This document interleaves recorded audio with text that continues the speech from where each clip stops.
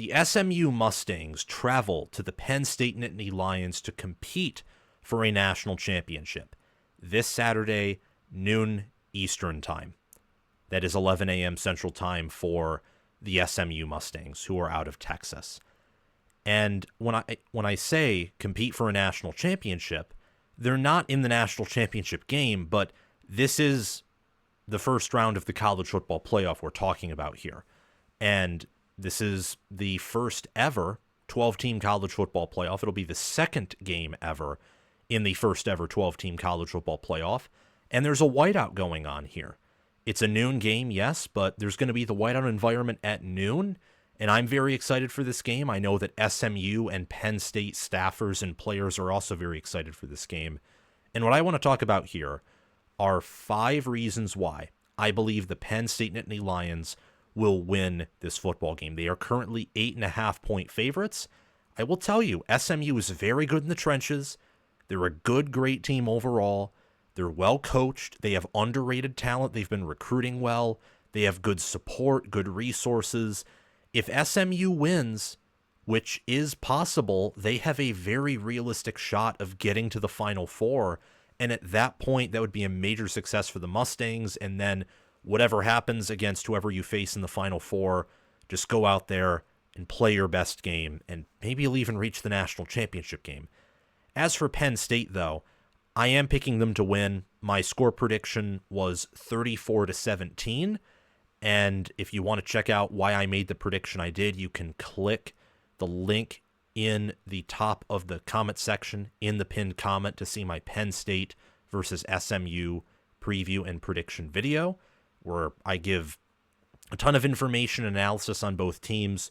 But I want to get to the Penn State side of things and talk about why I think the Nittany Lions will win. Number 1 is that it is a whiteout environment at noon. Now, some might say the weather is a bigger factor here, but I do think SMU will be prepared. And the weather can be a factor, but I think the weather is often more of a tipping point in a game rather than this major unstoppable force that completely bullies, let's say, a better team into submission because they're playing in an unfamiliar climate. But the whiteout, the noise, the energy, the intensity, that could be something that shocks a team like SMU, who's played in a relatively easy schedule and hasn't played in an environment like this all season long. Penn State, for context, is in the college football playoff for the first time ever. This is their first season under Franklin competing for a national championship, like openly. Not we're competing for a national championship in the regular season, and if we continue to win in the regular season, we'll get to the 4-team playoff in the past or now the 12-team playoff. No, they're in the tournament. They did their job in the regular season for the first time ever to get to the college football playoff. And this fan base is desperate for a big win. They wanted it against OSU. That crowd was loud early. It was engaging, but Ohio State won. And they showed up in Indianapolis for the Big Ten championship game. And Penn State, again, they lost. The fan base showed out. It felt like somewhat of a Penn State home game in Indianapolis, but the Oregon Ducks were the better team. This fan base is desperate for a big win. And unlike some other fan bases where they don't believe in their team because of some disappointments, the Penn State fan base, I think, still believes in this football team. And I think Penn State, as a football team, believes in themselves, in part because, well, the fan base is very supportive of the team, but also because they are one of the best teams in college football. Penn State right now, I think, is a top 5 team, and another reason why I believe they will win this game, and a huge part of the reason why they're top 5 in my opinion, is their running backs, Nicholas Singleton and Kaytron Allen. This season, they have combined for 1,660 rushing yards, 454 receiving yards, 20 total touchdowns. SMU's rushing defense is top 10 in yards per carry allowed and rushing yards per game allowed. They have not faced a stable of running backs like Nicholas Singleton and Kaytron Allen. And even if they limit them on the ground, who's to say they're going to limit them through the air? Nicholas Singleton has phenomenal speed, acceleration, and also has good hands to catch the football. Kaytron Allen is a tough running back who's hard to bring down, and he also has good hands. Kotelnicki has done a very good job of getting these running backs involved in the offense as a whole, not just running the football or the rushing side of the offense, but every aspect of the offense. And I think that Penn State's running back room and how I believe they are going to potentially wear down, I would say likely wear down, SMU's defense as the game goes on, is also somewhat of a metaphor for Penn State in comparison to SMU, where Penn State is this deeper team. They're not just a better team when it comes to talent or explosiveness or execution. They're the deeper team as well. So as the game goes on, there can be a separation of talent because SMU isn't better in many other areas, so they can't compensate for their talent disparity. And I think running backs like Singleton and Allen, they're effective. They complement each other well. Singleton's more of the home run hitter, but he has gotten some, oomph in his step, some more power. Kaytron Allen showed off some of his explosiveness against Oregon. I think these running backs are going to give SMU's defense a whole lot of problems. They're also going to excite the crowd. And Penn State has one of the most extreme, overpowered home field environments in all of college football. They really do. And I think that those two things are going to be a huge benefit. But reason number 3, an even bigger benefit to Penn State's goals of winning this game and continuing on their college football playoff march, is tight end Tyler Warren. Tyler Warren is one of the best players in all of college football. There's a reason he finished top 10 in Heisman voting. If the Heisman Trophy was a real award this year, in my opinion, and not a popularity contest, the finalists would be Travis Hunter, Ashton Jeanty, Tyler Warren, and probably Cam Ward. I think Gabriel has done a pretty good job this year and has had some pretty good games, but I just don't think talent-wise or individual player achievement-wise he's the same as those four. Like Tyler Warren, when you're a tight end and you have 1,062 receiving yards, 6 receiving touchdowns, you have 4 rushing touchdowns on 191 yards, you were close to leading the team in both receiving yards and rushing yards against Ohio State because the rest of your offense imploded. Singleton led that game in receiving yards, by the way.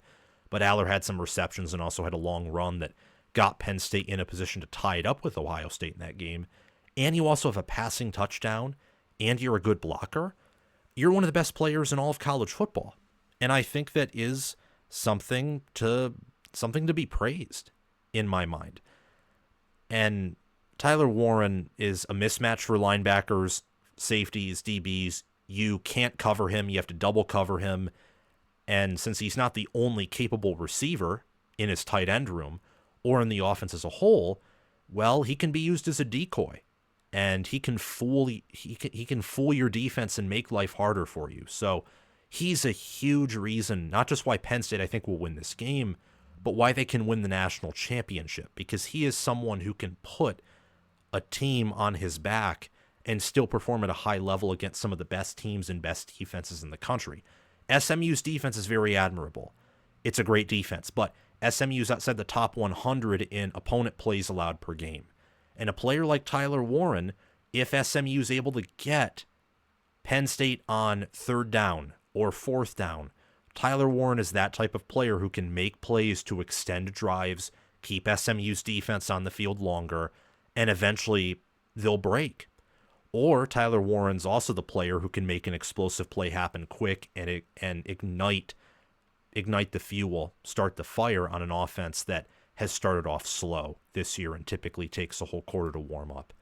Reason number 2 is Penn State's trench play, which I think is high octane in the sense that sometimes it looks like the best in the country, but I also think it's elite.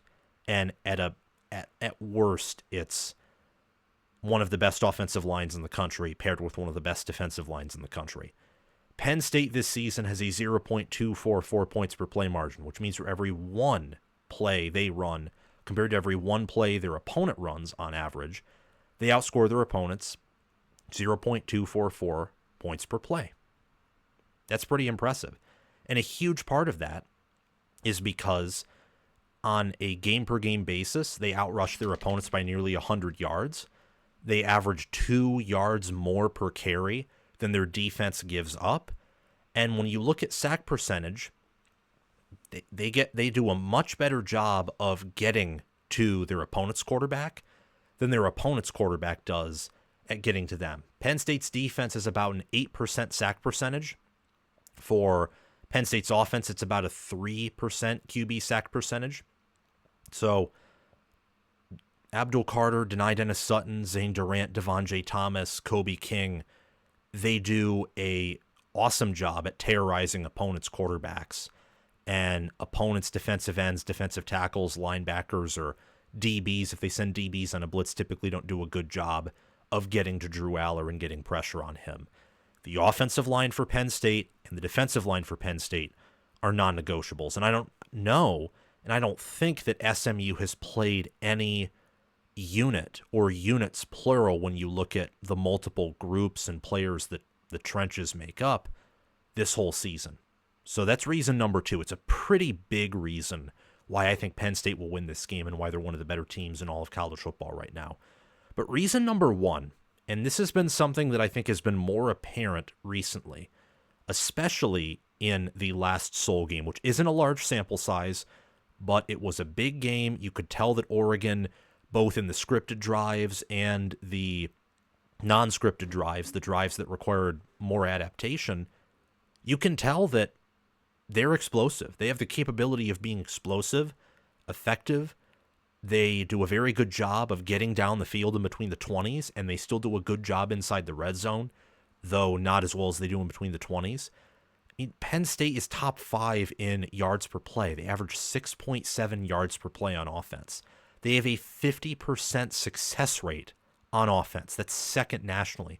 That means 1 out of every 2 Penn State plays on a down-per-down basis gains enough yards to be considered successful. So that means on 3rd or 4th down, half of those plays, for example, just to use as an analogy, are just straight up converted because that's a successful play on 3rd and 4th down. And for 1st and 2nd down, the necessary yardage to set up what is likely going to be a successful play is gained.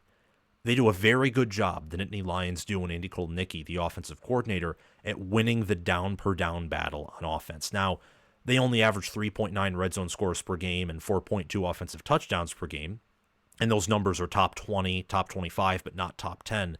Those can improve.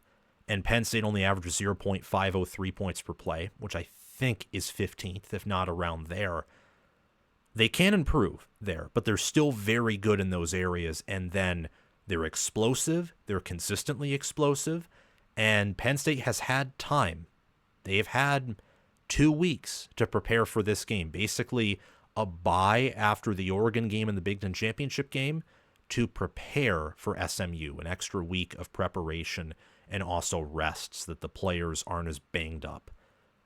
All those things contribute to the fact that I think Penn State yet again is going to have an explosive game on the offensive side of the ball, and they're going to be effective. And I think there's a chance you'll see that in all of their college football playoff games because they have extra time to rest and prepare. And the longer the season has gone on, the less clunky, the less rusty, and the more polished this offense has looked on a game-per-game basis, with like the exception of Ohio State. But that's because Ohio State has the nation's best defense, and it might not be particularly close. So those are the reasons why I believe Penn State will beat SMU, could dominate SMU this coming Saturday at noon Eastern Time. The whiteout environment, running backs Nicholas Singleton and Kaytron Allen, an explosive and effective offense. You got elite trench play. You have Drew Allar. You have a lot going for Penn State. Also, Tyler Warren, the nation's best tight end and perhaps the nation's best player. That's what Penn State has going for them. I think Penn State wins 34-17. Thank you so much for watching. Remember to like the video and subscribe to the channel, and also hit that notification bell so that way you can get notified when new content from College Football with Sam drops. I appreciate you very much, and also Share the video around to others who you know enjoy the sport of college football and love it as I do and as you do. And comment your thoughts down below so that we can have a conversation, because I want to know what you are thinking. And join our Discord server where we talk college football 24/7 via the link in the description or down below in the pinned comment. Thank you to my Heisman Patreon members, Crash2488, Brasco Rascal, and Carlo OH. Thank you to my All-American Patreon members, Chris Lane, Ismar, and Tyler Nye. And thank you to my All-Conference members, John Lynn, Roaming Gnome, Matthew Sale, Austin Christmas, Joshua Jorgensen, and Will Loftus. Make sure to check out my merchandise store and or Patreon page, or super chat down in the comment section below to support the channel. The Patreon page and merchandise store links are in the description or down below in the pinned comment. I hope you have a wonderful day. It is December, so Merry Christmas and also Happy New Year. I will see you guys soon.